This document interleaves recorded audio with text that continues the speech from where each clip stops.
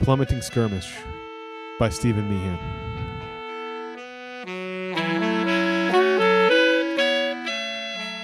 Tired and exhausted, Glen pressed the down button. He groaned when there was no immediate ding. After a lengthy shift, he wanted nothing more than to return home and collapse into bed. Glen stumbled to the folding chair propped against the wall across from the elevator. He pulled it out and sat down while he waited for the old and creaking elevator's arrival. The elevator bell dinged after what felt like an interminable wait. He rose and repositioned the chair against the wall. When the door slid apart, Glen noticed a man and a woman inside. He waited for a moment, but neither moved to escape the confines, so he sauntered inside. Glen glanced at the floor buttons, realizing that only the ground floor one glowed. He smiled as he took a position near the rear of the car, to wait for the doors to close and the car to resume its trip towards the lobby. 2 floors later, the elevator stopped. When the doors slid apart, Glen glanced up, seeing a man glide into the car. He flashed the newcomer a polite smile. The stranger returned the gesture before spinning about to obscure his face. Glen shrugged, slouched to the wall, and waited for the elevator to resume its march. As the car descended, the new figure pulled something out of his jacket and flicked his wrist. The little tube in his hand extended, and his arm flicked like a whip, smashing the video camera. After disarming the security's eyes, he spun towards the other man, his lips curled into a snarl. "Kent, I want the key." "You can't have it, John." The last figure in the elevator backed into its far corner, wrapping his arms around his suitcase as if it were a diamond. "Please, don't do this." However, John ignored Kent's plea and struck his arm with the baton. When the rod hit Kent's shoulder, both he and the woman screamed. John turned towards the stunned Glen and the woman, his eyes burning with rage. "If either of you wants to walk away from this, mind your own business."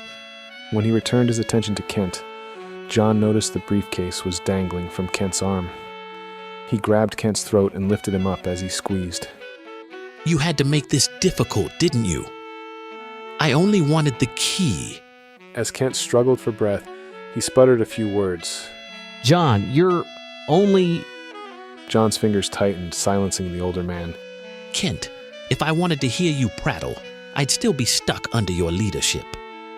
As Kent tried to pry John's fingers from his neck, Glen chose to act. Despite his exhaustion, he couldn't remain, and witnessed the stranger strangling another. Glen flung himself at them, throwing a punch at John's side. The force of the blow caused John's grip to loosen. Kent took full advantage of that distraction. He drew in a sharp breath as he struggled to free himself from John's unyielding grasp. John turned his head towards Glen, but before he could react, Glen lashed out, striking John's side. The blow forced John to take another step back as he released his victim. "I warned you not to start this." Kent cleared his throat as he rubbed his neck. "It looks like the bystander will cost you everything." John swung his baton at Glen's skull, but Glen backed away, avoiding the attack. Unfortunately, he stumbled and fell, thumping against the car's floor. John adjusted his stance and struck at Glen again. This time, Glen blocked the blow with his arm. When the baton crashed into Glen's arm, the sickening crack of bone rang out a second before Glen's howls of pain. John glanced toward the individual gripping her purse as if it were a child.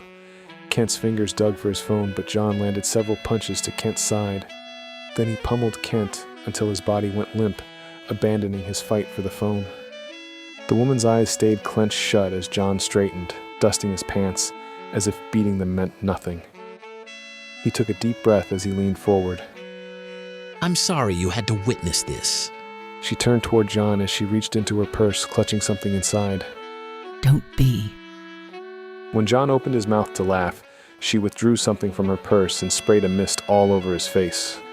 Some of it even wafted into John's mouth. As the spray touched him, a howl of pain erupted from John. And within moments, the attacker dropped to the ground, writhing in pain as his cries filled the confines. A moment later, the elevator dinged as it stopped. The door slid open, and one of the waiting security guards put his foot against the retreating door, blocking it. He stepped inside, examining the scene. "Ma'am, are you okay?" The woman returned the spray as she glanced at the writhing individual. That lunatic attacked us. We saw him smash the cameras. Filled with grace, she pointed at Glen.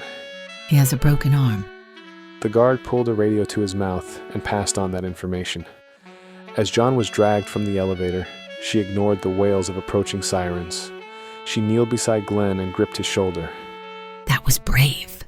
Doesn't mean it was the smartest move.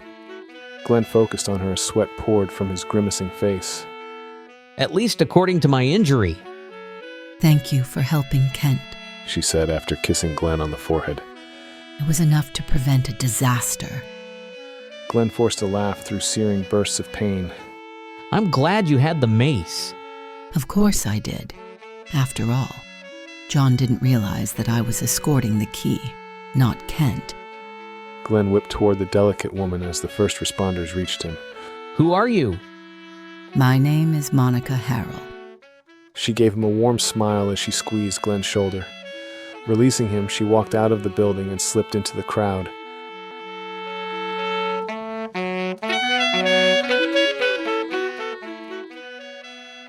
With that, our story concludes.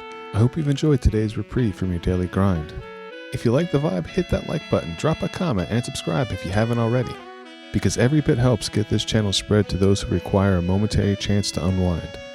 I'll see you for the next tale, my friends.